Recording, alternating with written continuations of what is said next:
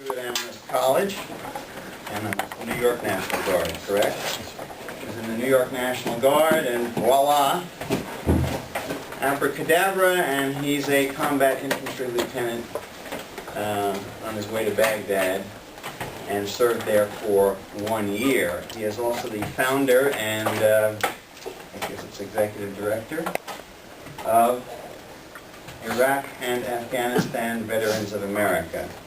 Now, I don't know what Rush Limbaugh or Ann Coulter would have to say about those people in Iraq and Afghanistan Veterans of America, but we know from personal experience this is a fascinating group of people with a variety of opinions on several subjects, although one opinion, I think, on how veterans are treated when they become home hospitals. But I'm going to let Paul get into all that. He is also the author of a new book, Chasing Ghosts: Failures and Facades in Iraq, a soldier's perspective. Rush Limbaugh may not agree, but we certainly agree. Paul Rieckhoff.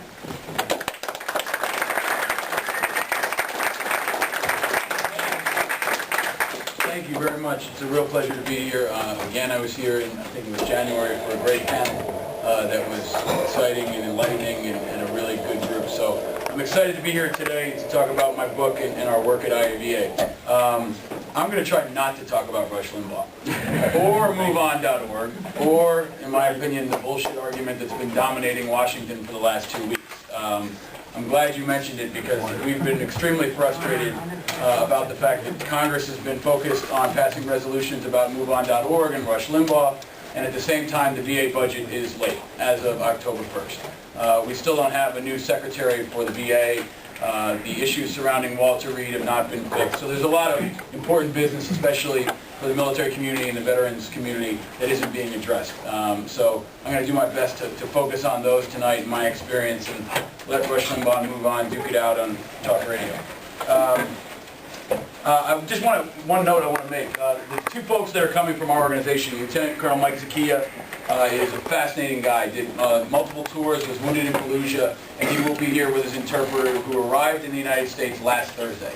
It's been a 22-month odyssey to get his interpreter here in the U.S. He just arrived, and it's really an incredible story, so I encourage all of you to check that out.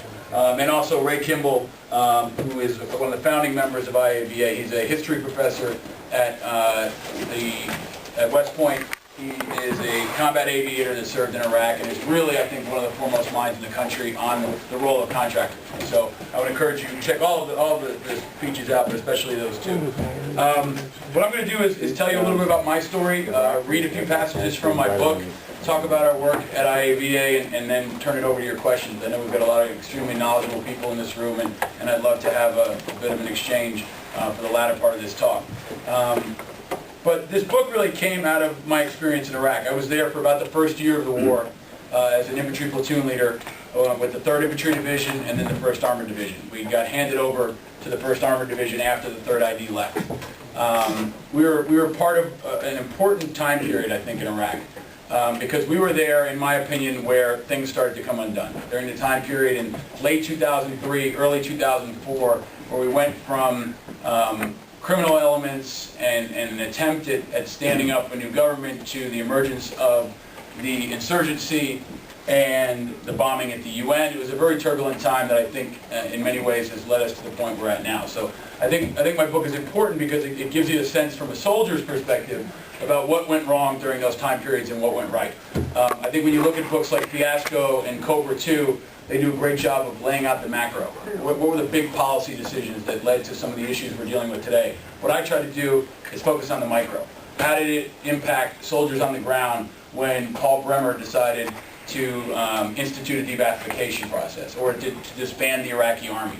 And that's some of what I get into in the book, but also I try to just put a human face on this war. I think we hear a lot from the policy wonks and the Rush Limbaughs and everybody else, and you don't nearly enough hear from soldiers who've been on the ground, people like our members, who are really at the tip of the spear and are walking the streets each day and struggling on a daily basis. So I think that part of the equation, the soldier's voice, the grunt's voice, has really been missing. And that's a big part of what our work at IAVA is about. And I'd ask you all before you leave, please take some flyers, sign up for our email list.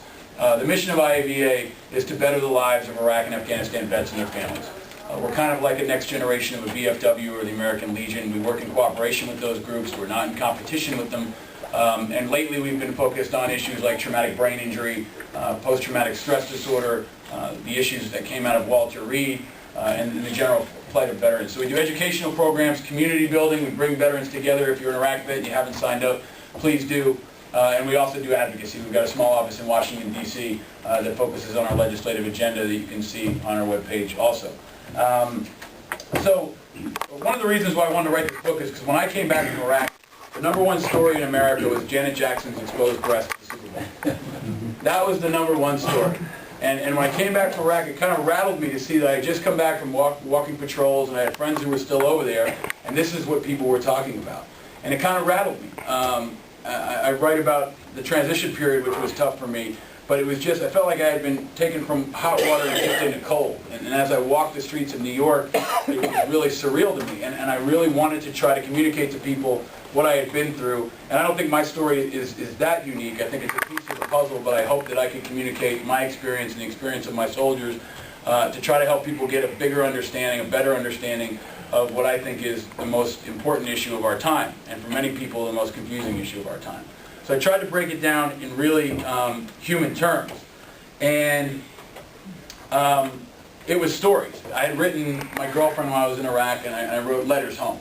And when I came back from Iraq, she handed me a letter and a card that she'd written while I was gone in transition, and she forwarded me an email that had a Word document attachment. She said, "Here are all your letters." I transcribed them all into a Word document, and if your kids want them one day, or your grandkids want them one day, here they are. But she had also, as I was writing letters, been transcribing them into emails that she was kicking around to people I played football with and folks that I knew from college. And the reception I had got, the response I had gotten was pretty strong. So there was this network of folks who said, you know, your stories are really important. We'd like to hear more of them. So that, and I got sick of telling my story in a bar. You know, when somebody walks up to you and says, "So you were in Iraq, how was that?" It's like, oh shit, where do I start? I mean, it's like asking, how was your childhood? You know, I mean, it's a really huge thing to bite off. And we work a lot in the media, and folks are always asking us to kind of try to shrink wrap it down into a 30-second soundbite. And I couldn't do it. So I put together this book, and I hoped that it would help people understand my experience, and also the fight that I think all veterans face when they come home.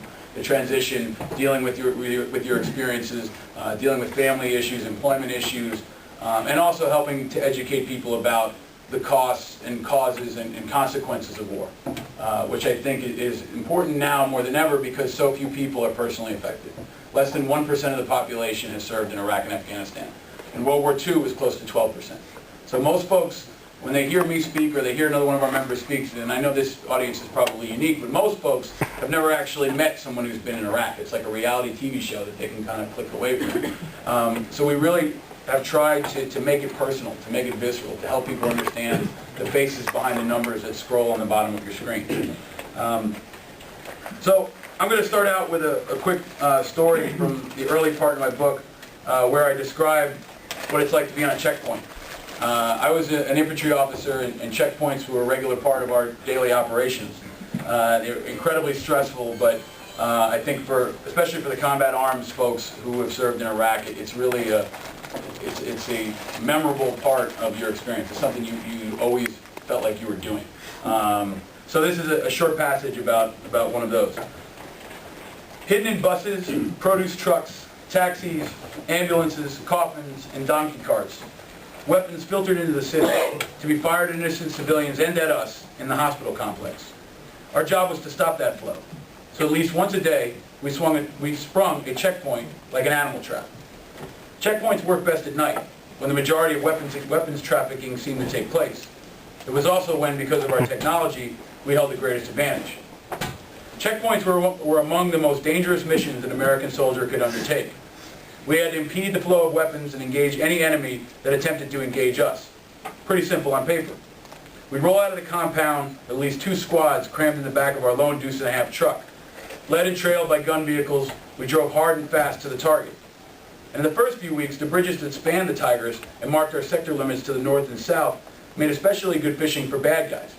We'd leap out and scatter to pre-assigned positions as traffic tried to squeeze past us. Our trucks parked horizontally across the road to stop vehicles in both directions with turret gunners at the top peering into the flow of cars.